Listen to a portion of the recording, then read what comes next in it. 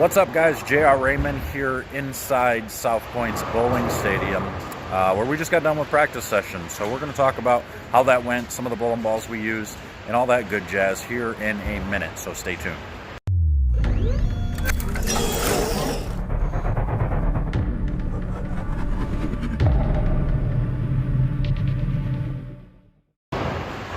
All right, welcome back. So we just got done with the unofficial practice. Difference between the unofficial and the official is, I don't know. We don't have to wear name shirts for the unofficial, so that's good, I guess. So we were able to wear regular clothing. Obviously, we still had to wear slacks and stuff, but we were out here to practice, get a couple hours of practice before the PTQ got started. They're bowling right now across on the other side, so maybe I'll give you a quick glimpse of some of the shots they threw out there. But I'm going to show you some of the shots that were thrown. I threw a couple of shots on every pattern. And I'll show you the different ways we played them. But we used, I took 9 balls out here. One is plastic, so technically 8 bowling balls out here. Drilled a couple before I left. I drilled that Emerald IQ, and I drilled that Axiom before I left. And the patterns played tight. Like, they actually were pretty tight. They didn't hook a ton. So we had to use a little bit of surface to get the balls to slow down properly. Otherwise, they were going crazy down lane because of so much volume in the front and middle. They just kind of squirted. So that's actually a good sign for me. We'll see what they look like tomorrow when we get into the official practice session. I'm sure they're going to change a little bit, maybe hook a little bit more. Not because of anything else, but just because maybe we'll get some of that junk off of the gutter on Cheetah, because I couldn't get Cheetah to hook very much off the gutter. But as you can see, I tried to play a little bit straighter, and I tried to play going around it a little bit. You're going to be able to do both for the most part. I'm probably going to start a little straighter on Cheetah, and then kind of move your way left, throwing it at the gutter, basically. But this Cheetah is a little weird. At least today it was. We'll see what it's like tomorrow. But today, it seemed like Cheetah hung a little bit to the right. Like 1, 2, 3. Didn't really hook a whole lot. When normally you can throw it to that spot, and you can get it to hook up and do the right thing going through the pins. Here it was really touchy. You actually had to get it to like 4 or 5 or play up the lane to get it to do the right thing. So it was a little tricky. Tried a bunch of different balls on that pattern, but moved over to the chameleon pattern a little bit, and you could see how much they hooked down lane, because they were so clean in the front that every bowling ball I had hooked a bunch down lane, except maybe the Halo. The Halo controlled it pretty well. But I think I'm going to bowl pretty good on that pattern, just because I can kind of move my feet left. I won't have to throw it way to the right. I'll be able to shut my angles down a little bit. Same thing with Scorpion. You'll see some shots here.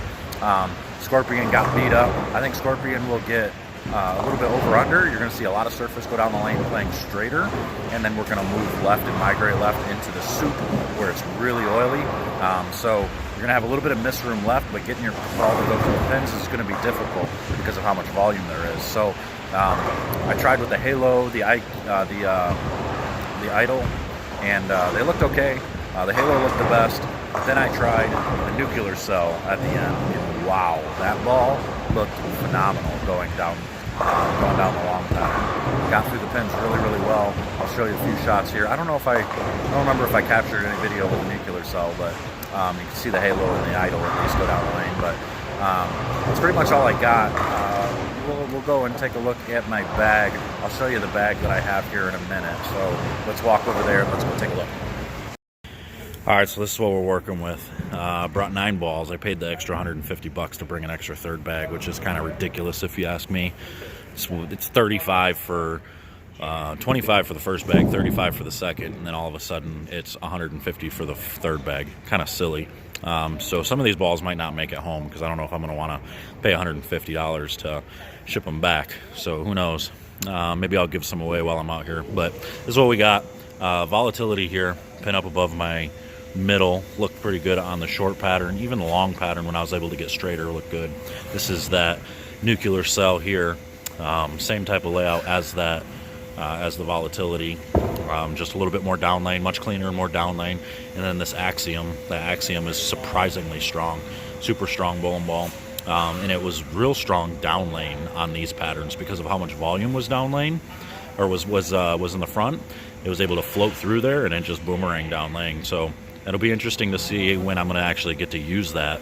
We'll find out tomorrow at the official practice. And then we got the Halo. You all have seen that already. You know all about that ball, but it's the slowest ball I have. It's real smooth, real continuous. It allows me to basically do whatever I want. I can go around the lane or I can go straight. It depends on which pattern we're bowling on.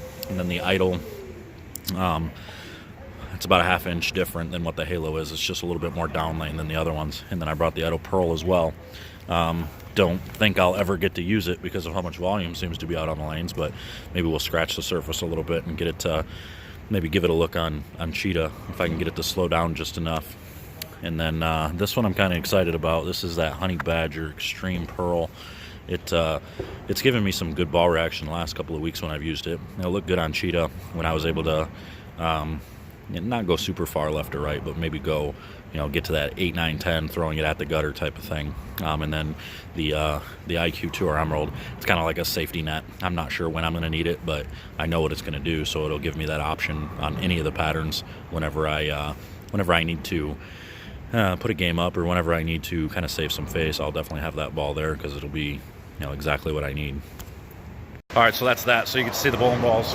You'll see some shots going down the lane, and then tomorrow I'll get you some more information to let you know exactly what's going on with the patterns, how they've changed, if they've changed at all.